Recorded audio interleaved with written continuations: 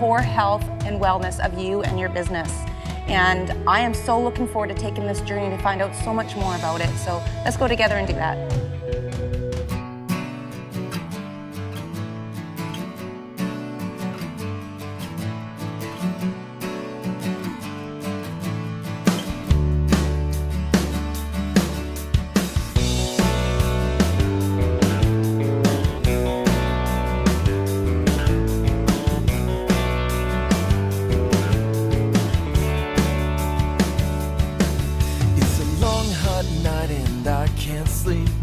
Long wet highway in the soles of my feet.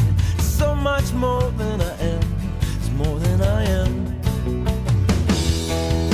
It's a rolling train that's moving to a beat, a hurricane stirring inside of me. It's so much more than I am, more than I am. So I put my heart back into it again. I'm JP LeFluer, and I'm one of the original founders of the Harold Foster Foundation. The Harold Foster Foundation is really an education company focused on over 200 years of unsponsored, unbiased research from some of the top scientists in the world, primarily around 4 decades of research from Dr. Harold Foster from the University of Victoria around health, disease, and the environment. Why I'm passionate about what I do is because health is something that's really important to me, I think as it is for everyone. And I've experienced a lot of bad illnesses in my family and friends of mine, and it's time for us to stand up and do something about it with the knowledge that we already have based on the research from scientists like Dr. Foster. Our vision is to trigger an epidemic of wellness around the world. Right now we're seeing way too much suffering and people who are unnecessarily faced with disease and illness, and that doesn't have to be. So with our education and the knowledge that we already have, our goal is to spread that information and turn it into action. Fida, can you tell me what cellular health really means?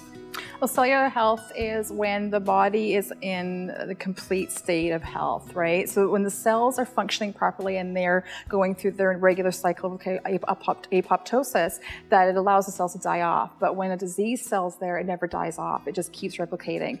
So cellular health is when you can address all aspects of your lifestyle and that, so that the cells can keep rejuvenating and keep doing their job properly and cleaning out and all replicating and being healthy. Okay. Now that we've been introduced to our future client, it's time for JP to meet with our business coaches to put his plan to action.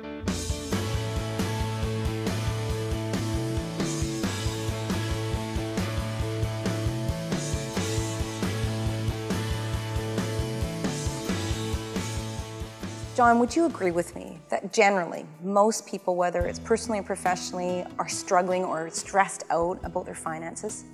Definitely. I think it's one of the #1 stresses in our society, and it puts us into survival mode. We think that life is over, our business is over when we're stressed.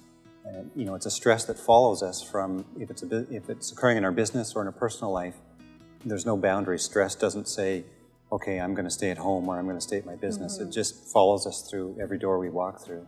So would you agree that stress is one of the major factors to our health? Or our unhealth? Yes, definitely. I mean, stress, there's a lot of research that shows stress can cause illness or makes illness a lot worse. I mean, really, literally, stress can kill. So what are some of the techniques that you would say that we could utilize to overcome these stresses? I think the #1 strategy is just an awareness that this is the stress speaking. And when we're financially stressed, it makes us shut down and we don't see the resources that are available to us. We don't use them. And that's what we need to use, because we need to start doing things differently. Exactly. And there are a lot of resources out there available. Definitely. My name is David McCallum, and I'm the Executive Secretary for the Young Professionals of Nanaimo. This is your YPN Tip of the Week.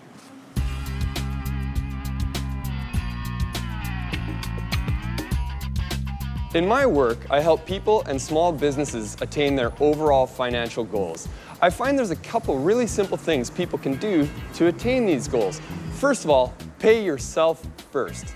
Secondly, work with a financial security advisor to develop an overall financial plan that is founded on 4 cornerstones: liquidity, retirement planning, living benefits, and financial security at death.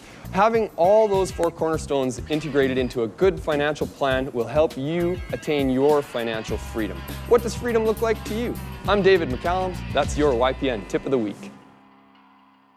I think it's really important for people to take a really close look about their business. It's interesting. People, let's use a wedding for example, and get married and they have a budget for their wedding. They know how many guests they can have, where they're having it, the venue, how much money it costs per plated dinner, how much the flowers are going to be, the dress. People go into business and lots of times they just run out, they lease a space, they don't know any of the costs associated, how much they're going to sell their product for. I think it's really important. Is it an important decision as getting married? Just as important as a decision in going into business. I've been learning a lot about the core financial health of a business, and it's been really interesting. However, your job as a quality controller really gets into the heart of things. Can you tell me more about your job?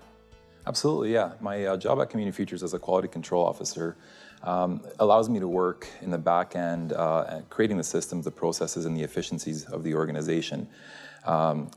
Policies, utilizing staff skill sets, and just allowing everyone to be on the same page.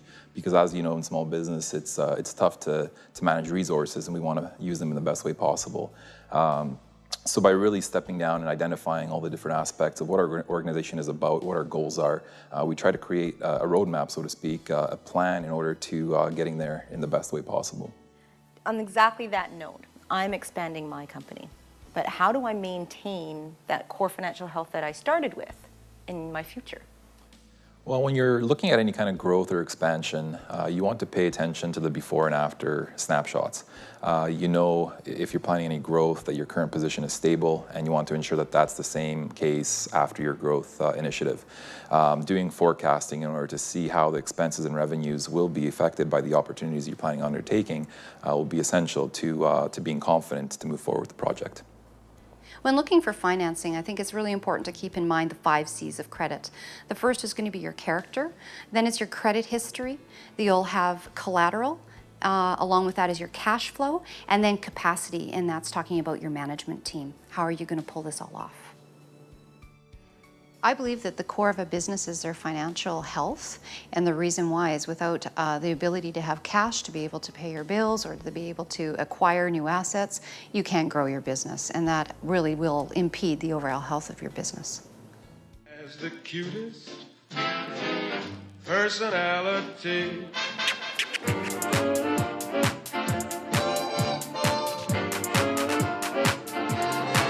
Unless she's got a perfect modern.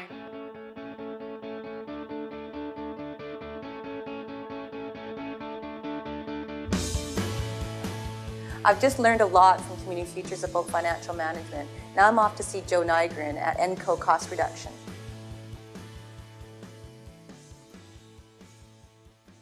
Thank you so much for taking the time to see me today, Joe. My pleasure. I'd like to learn a little bit more about what you do. Okay. What my business does is we help organizations reduce costs on their peripheral overhead expenses. Okay. Can you give me some examples of how I can keep my costs down? Yeah, I think some good examples would be waste and recycling, telephone service, both landline telephone as well as cellular plans, linen and laundry service, credit card processors, energy bills, and office supplies are good examples. Okay. Okay, so here's my scenario. My company's 10 years old now. I've incurred a lot of extra expenses. I'm over my head. What do you think I should do at this point? I think you should carve out the time to take a look at what you are consuming in terms of these expenses, understand the charges on your invoice, make a relationship with your supplier reps as well as their competitors, and understand the market price of what you are consuming, and then ask yourself if it's really necessary that your company be consuming these services or if it's purely a luxury, and then make a decision if it's right for you. Wonderful. Tell me more about the dollar for dollar concept. So as an example, many companies may have to sell $20 worth of product or service to generate $1 in net profit. If you're able to reduce your costs on some of your peripheral overhead expenses without reducing service levels, every dollar saved is going to add $1 to your bottom line, which is very beneficial to most organizations. I'd say. Well, thank you so much, Joe. That was really helpful information. I'm really looking forward to keeping my costs down in my company. It's my pleasure, Don. Thank you for having me. I'm feeling like I got a good handle on my corporate financial management, so now I'm going to take a look at my personal side. I feel I'm in a situation that a lot of people could relate to, and that is we focus on our company financial affairs so much that our personal affairs suffer and they take the back seat. Would you agree with that? Yeah, you're right, Dawn. When we have our businesses, a lot of times we have help with the businesses, but personally, with our debt, we can let things slide. So when you put a plan together to deal with the debt, it's going to reduce your stress. It's going to have an overall positive effect on your wellness. Chris, this question's for you. Is consolidation the same as restructuring? That's actually a common question, Dawn. A consolidation loan is still a loan. We don't do loans. We do restructuring of debt. So our focus would be to reduce as much of the debt as we possibly can to improve our clients' cash flow. I'm finding that carrying the cost for my company financials is starting to really take a toll on my personal cash flow. How would you suggest I get back to balance? Dawn, it isn't uncommon in the early stages of building a business for people to use their personal finances in order to finance the corporate build. And at some point it may become crippling or overwhelming for people. And in that case, what we would want to do for that individual would be to analyze what is personal debt compared to what the corporate debt is, and then formulate a budget or plan to deal with or reduce that debt, and then work towards rebuilding the credit for that person as well. That's like music to my ears. You're going to help me increase my monthly cash flow personally, which is going to in turn make me less stressful. Exactly. Awesome. Thank you. Our pleasure. Thank you.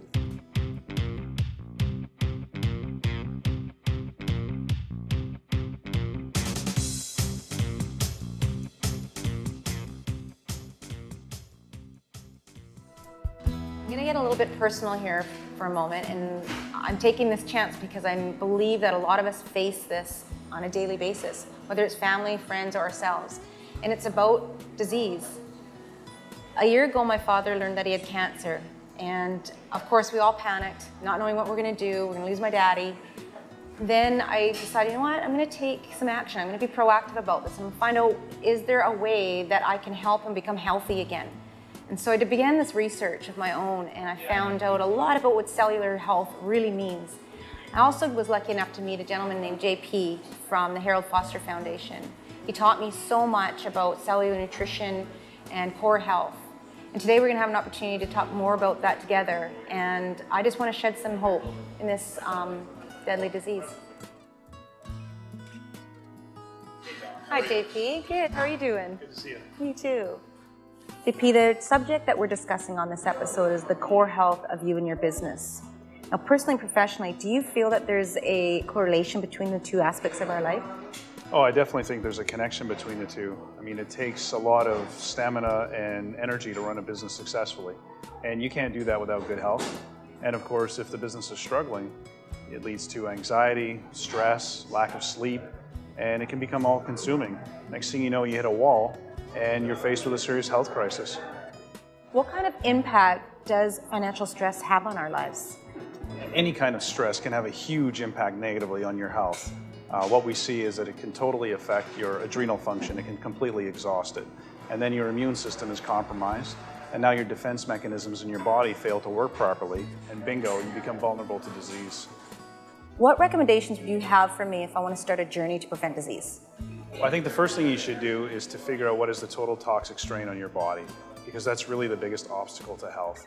So stop talking about it, stop thinking about it, stop hoping for that cure around the corner. Take action, take accountability for your own health. And my best advice is to get your minerals tested, your heavy metals tested, get your body back into balance, and the rest will take care of itself. Thank you for watching another episode of Success by Design. I'm your host, Dawn Wiggers. Let's paddle! Take it away. What? It's the way you feel at the end of a dream. It's all in slow motion, never